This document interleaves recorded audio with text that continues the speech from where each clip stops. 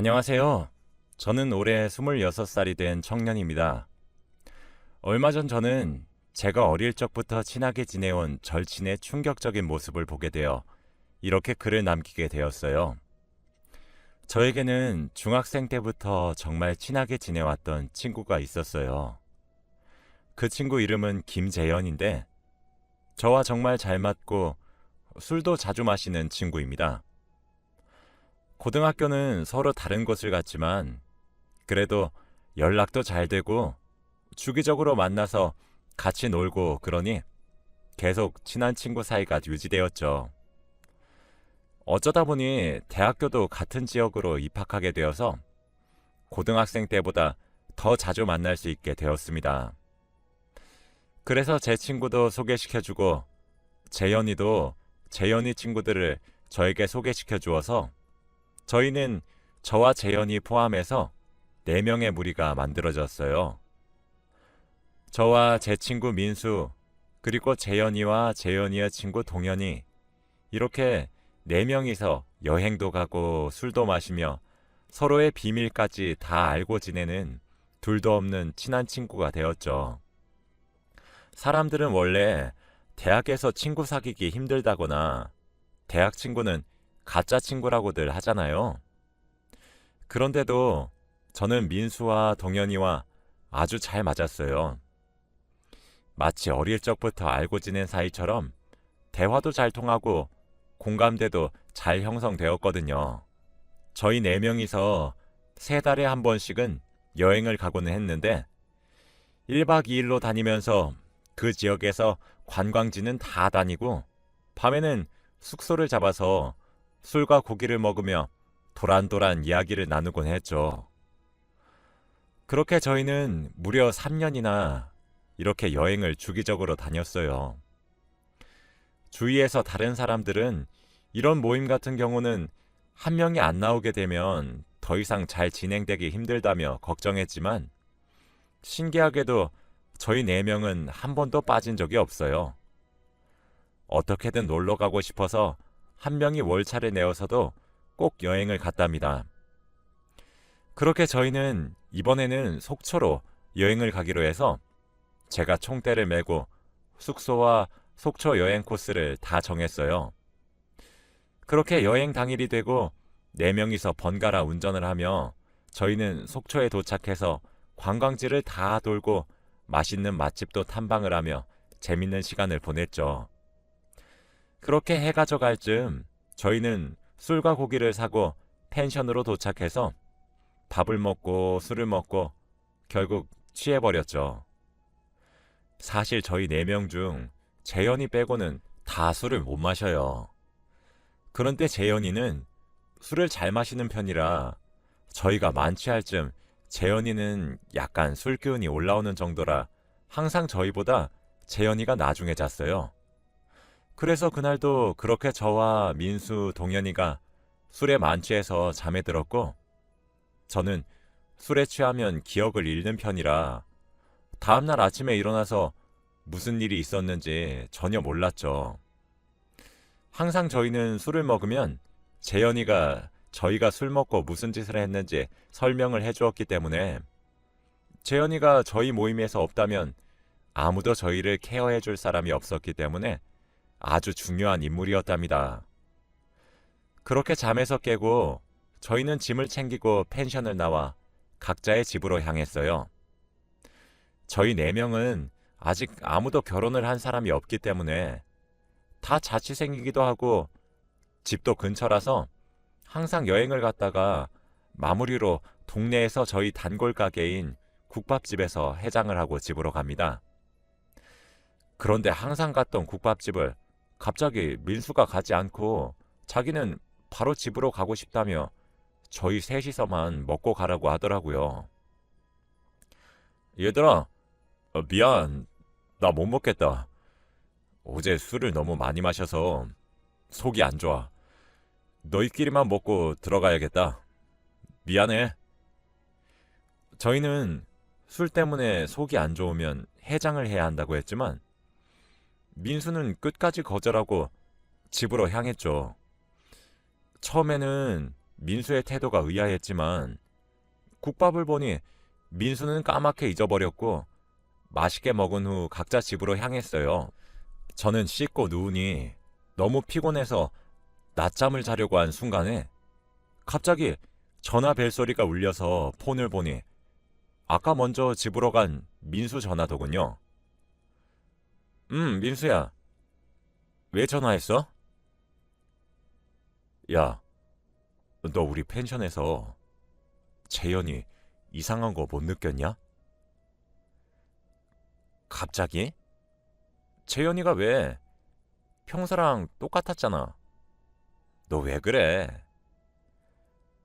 아니,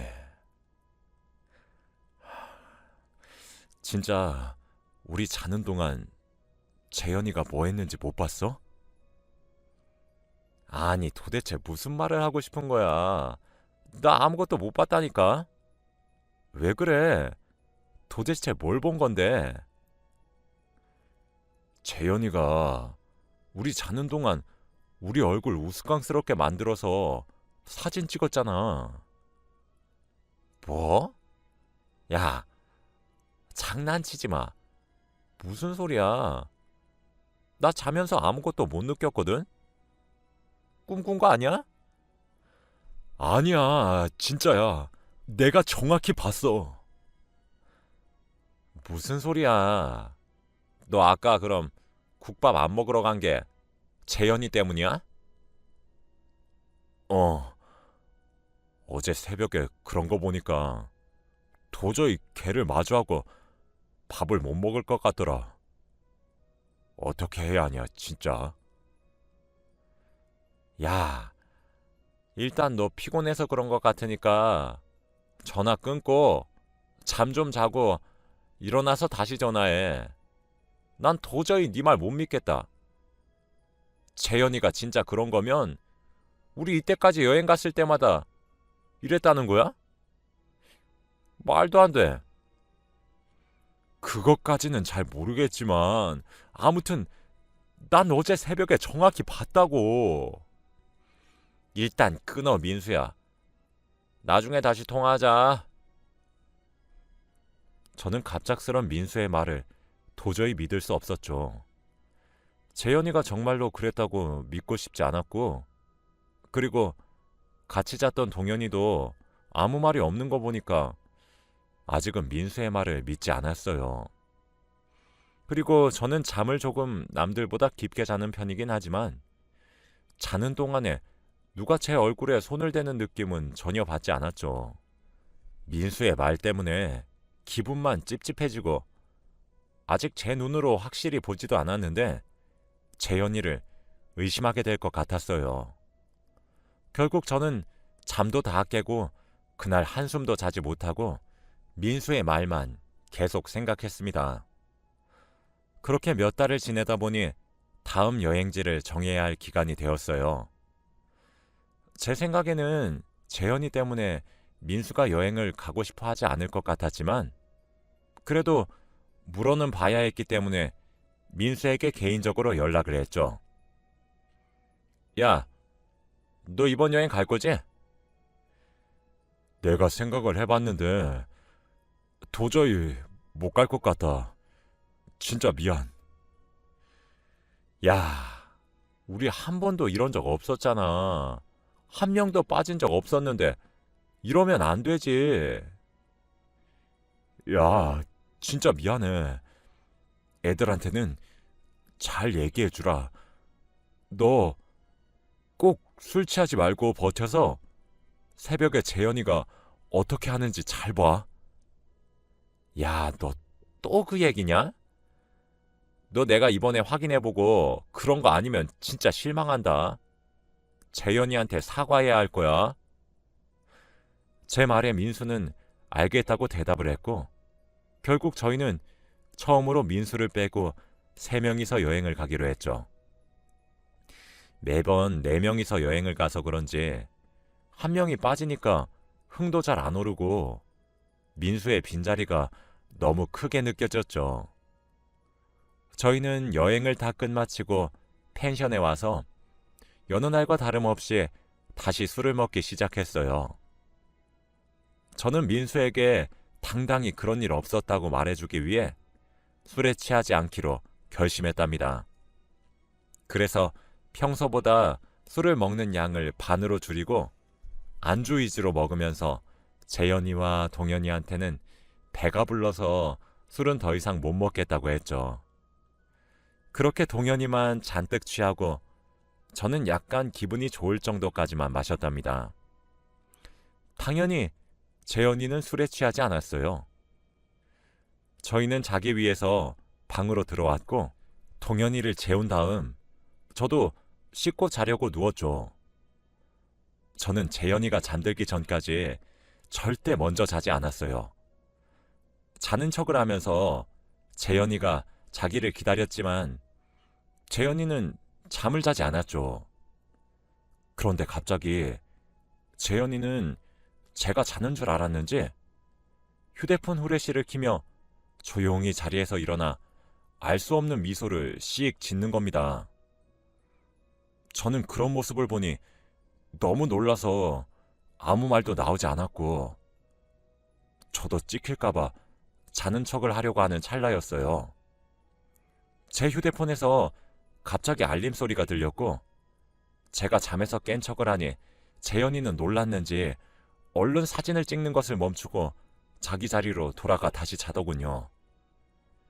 저는 알림 소리가 동현이를 살렸다는 생각에 너무 다행이었습니다. 저는 한숨도 자지 못한 채로 다음날 아침이 밝았죠. 그런데 재현이는 동현이에게 아무 잘못도 없다는 듯이 동현이에게 친근하게 말을 걸어왔고 저는 재현이의 이중적인 모습에 한 번 더 놀랐답니다. 저는 어떻게든 이 상황을 해결하기 위해 증거를 잡기로 했죠. 재현이 몰래 재현이의 휴대폰 속 갤러리를 보니 새벽에 찍은 사진은 전혀 없었고 아무런 증거가 없었어요. 저는 너무 당황스러워서 제가 어제 잘못 본 것 같다는 생각이 들면서 당장 민수에게 전화를 걸고 싶었습니다. 저도 도저히 재현이를 마주보고 국밥을 먹을 수 없었기 때문에 결국 일찍 집으로 들어와 민수에게 당장 전화를 걸며 야, 내가 네 말 못 믿어서 미안.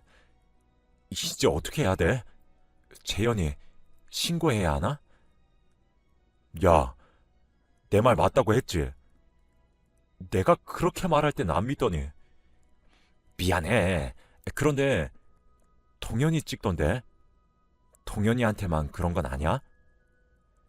야, 뭐라는 거야? 우리 저번에 갔을 때 너한테도 그랬고 동현이한테도 그랬고 나한테도 하려고 하길래 내가 일부러 자면서 몸부림치는 척 했지.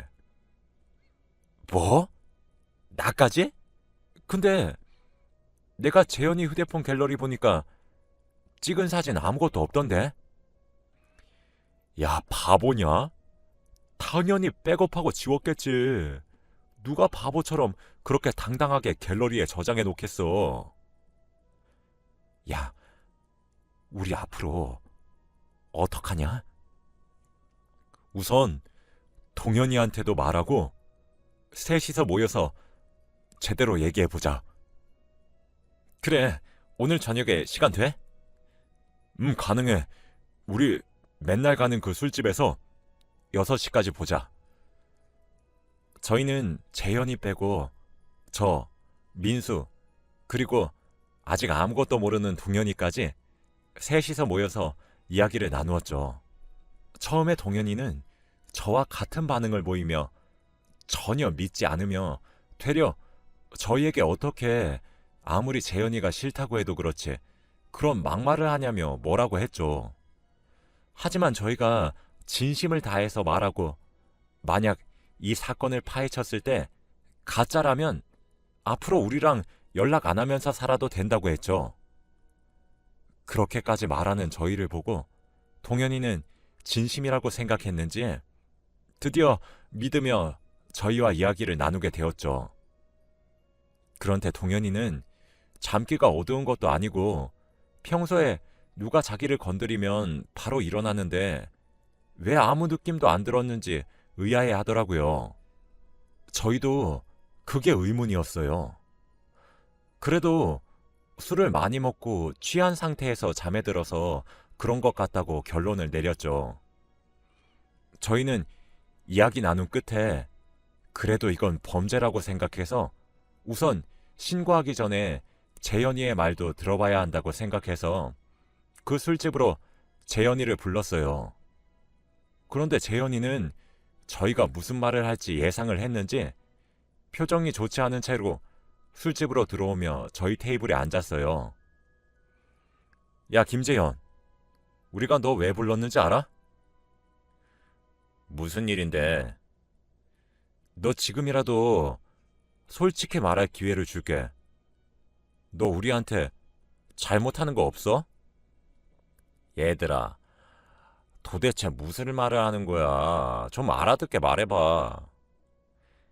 야, 김재현, 너 진짜 이렇게까지 할래? 기어코 우리 입으로 말하게 하는구나.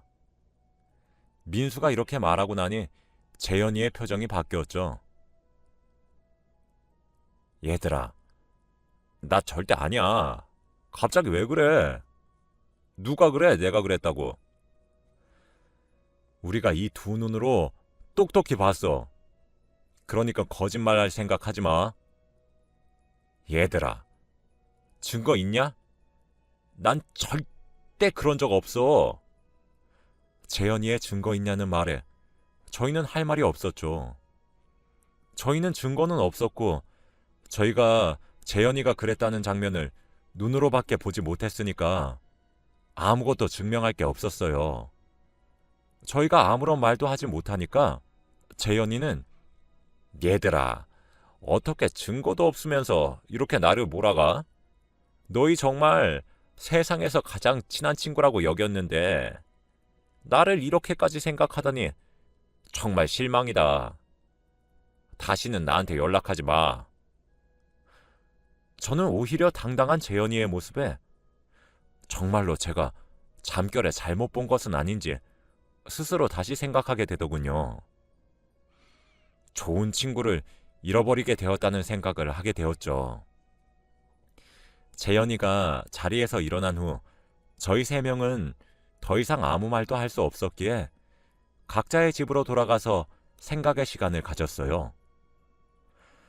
저는 아무리 생각해도 제가 알고 있는 재현이는 그럴 친구가 아니었기 때문에 재현이에게 사과를 하고자 연락을 했죠. 재현아, 내가 아까는 정말 미안해. 내가 잠결에 잘못 봤나 봐. 너 이럴 사람 아닌 거 아는데 내가 미안해. 혹시 지금 만날 수 있을까? 내가 너희 집 근처로 갈게.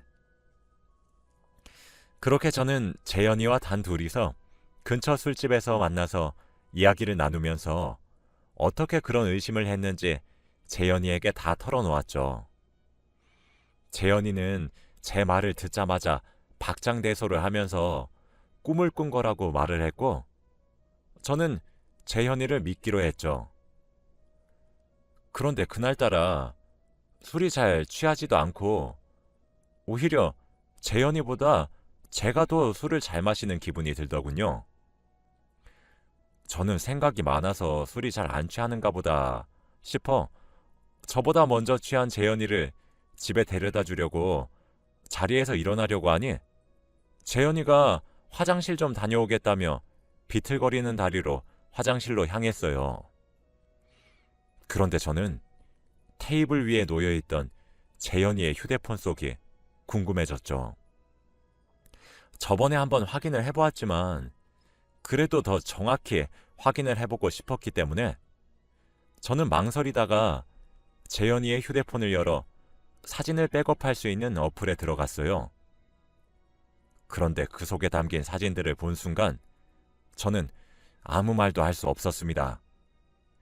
왜냐하면 백업한 사진들은 전부 다 저희가 우스꽝스러운 모습은 물론이고 뒷모습까지 언제 찍혔는지 모를 사진들로 가득했습니다. 사진들은 날짜별로 전부 저희가 여행을 가기 시작한 첫날부터 찍은 사진들이 수두룩했고 사진도 무려 10,000장이 넘어갔죠. 저는 재현이의 휴대폰 속 백업 파일들을 전부 제 휴대폰으로 사진을 찍어 증거를 남겼고 당장 민수와 동현이에게 전화를 해서 여기로 부른 후 경찰에 신고를 했습니다. 민수와 동현이는 제 증거물을 본 순간 다들 경악을 금치 못했고 동현이는 사진을 보자마자 속이 쓰리다며 화장실로 달려갔고 민수는 화가 잔뜩 나서 경찰서에 있는 의자들을 집어 던지려고 하길래 제가 겨우 막았습니다.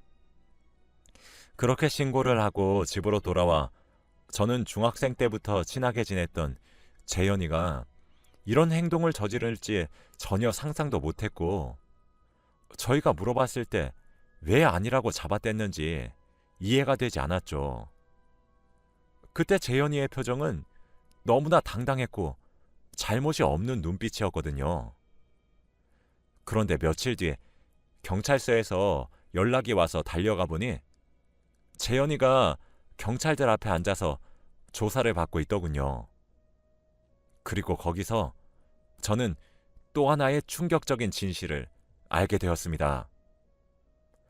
저희가 지금까지 재현이보다 항상 술이 먼저 취했던 것은 저희가 술에 약해서가 아니라 재현이가 저희에게 자기가 마시는 술보다 높은 도수의 술을 주고 있었던 것이었어요. 제가 재현이와 단둘이 만났을 때 취하지 않았던 이유는 그날 딱 하루 재현이가 마시던 술과 같은 도수의 술을 마셨기 때문이었죠. 진심으로 믿었던 친구에게 이런 배신감을 느끼니 정말 하늘이 무너지는 것 같았고 도저히 용서가 되지 않았습니다. 그래서 의자에 앉아있는 재현이의 멱살을 잡고 마구 흔들며 주먹으로 얼굴을 때리려고 손을 높이 들었어요. 재현이가 제 눈도 못 마주치고 아무 말도 하지 않은 채 그저 미안하다고 사과를 했죠. 경찰들도 저를 말리고 이러면 저도 처벌을 받는다며 싸움은 안 된다고 하셨습니다. 야, 김재현.